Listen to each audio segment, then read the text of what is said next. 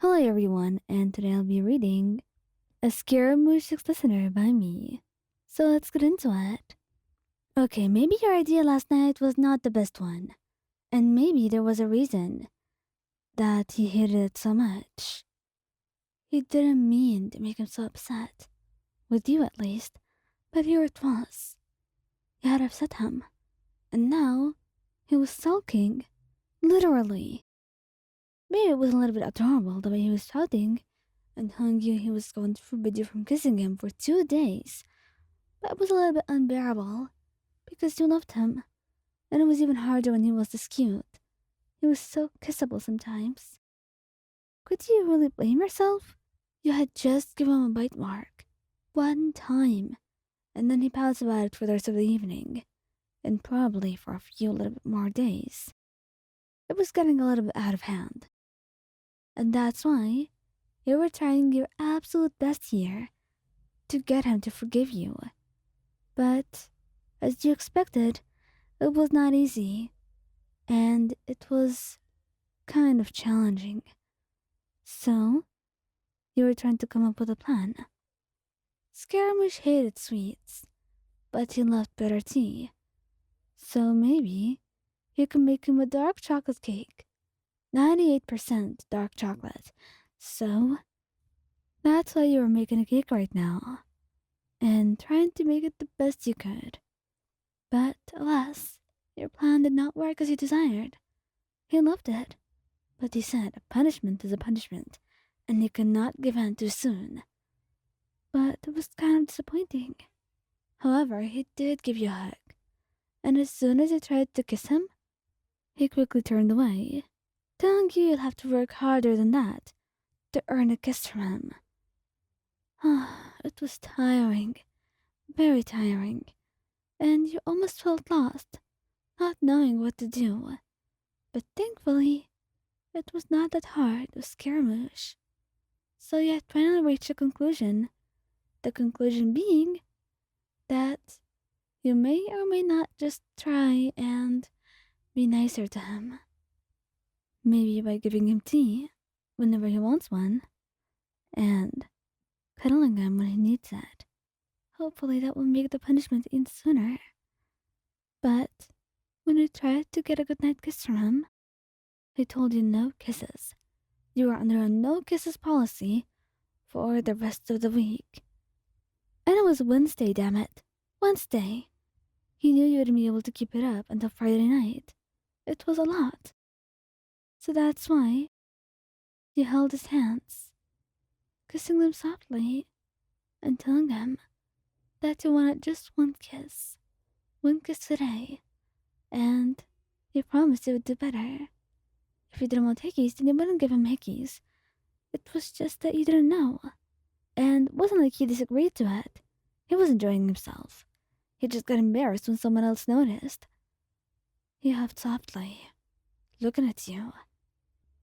Well, fine then. I will give you a kiss, but on one condition. Say it. Whatever it is, Kira, I will do. He then smirked. I will give you a hickey, and you can't hide it either. Well, since those were the terms and conditions of getting a kiss by Scaramouche standards, you knew you had no way but to agree to them. And honestly, in your own opinion, they were not that bad. So, you weren't really that harmed by them. And you let him give you a hickey. Little did he know, which would make him a bit nervous too. He was shy somewhat, and giving you a hickey proved to be quite the ordeal for him. But he managed it, trying his best not to show you that he was blushing as he did it. And when he pulled away, he put his thumb on the hickey he gave you, touching it and feeling it with his finger. Promise me you won't hide it, and I'll give you a kiss right now. I promise you I will never hide it until it goes away. And then he looked at you for a second, 2, 3, and leaned in, giving you a soft, warm kiss. And you couldn't help yourself. You've been waiting for this for hours, perhaps even more than a day.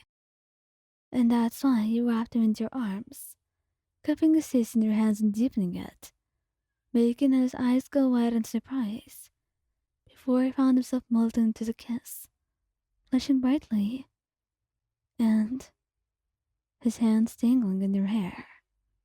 Maybe he wanted this more than you did, or at least just the same. But Scaramouche would not be himself if he was not so stubborn. And you will not deny that you loved that part about him. It was something so special, as you could say. It was so him to be like that. And you loved it. There was no denying it. It was everything you wanted, and everything that exhausted you at the same time. But he was wonderful just the same. And maybe you spent a lot kissing him. Maybe the two of you made out and stayed all night in each other's arms, desperate, wanting for more and more. And when you woke up with more than just one hickey on your neck, you knew you were in for some teasing. And that's why this was going to be a little bit embarrassing. But was it worth it? More than worth it, too. So when Nahida laughed at you and told you she didn't expect this to come from Scaramouche of all people, you just told her he has a lot to discover. And you had fun exploring him, which made her giggle softly, telling you not to make such jokes in front of others. Honestly, maybe she was right. Neil blushed a little.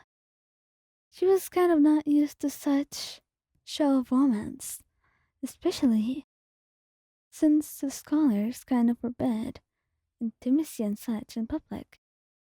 They would be scandalized. But since Nahida took over, love and romance has been more valued in Sumeru.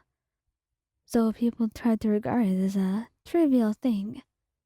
But it was true that everyone had a heart, no matter if they were puppet or human.